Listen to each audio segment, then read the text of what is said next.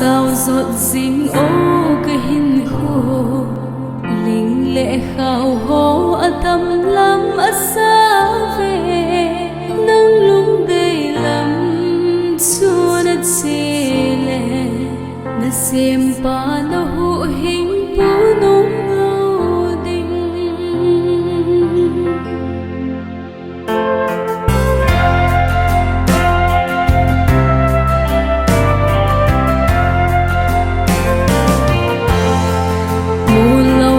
sao giọt dính ô cái hình khô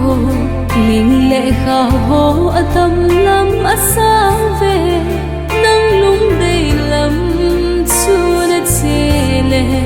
na xem pa na hụ hình bố nông lâu đình mô lâu lắm sao Christian hình khô na bùi lệ xưa y ta bằng hầm lei nộp sa na ham nang bôi lệ at su Giêsu bị bôi vang su ban gam at run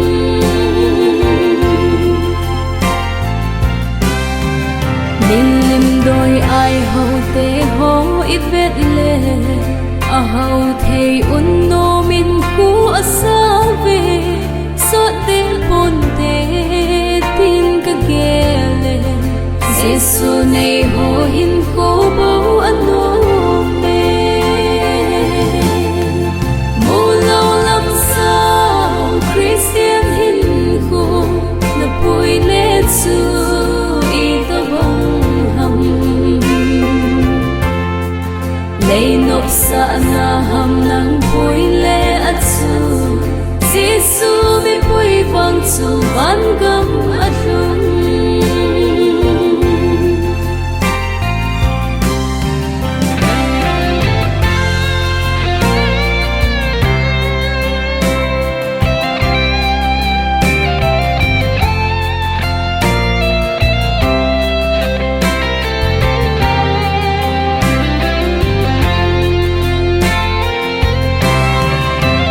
giọt nào làm vì hồ hin về tê mun nộp na ni đa na đi ắt si không dinh ô cái hin cô lung thôi hi ô na na mun hi cô dinh na gam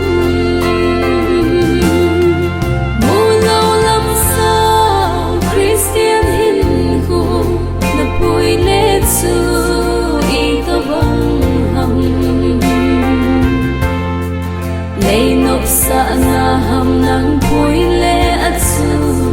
Giêsu bị bùi vang su ban gam at run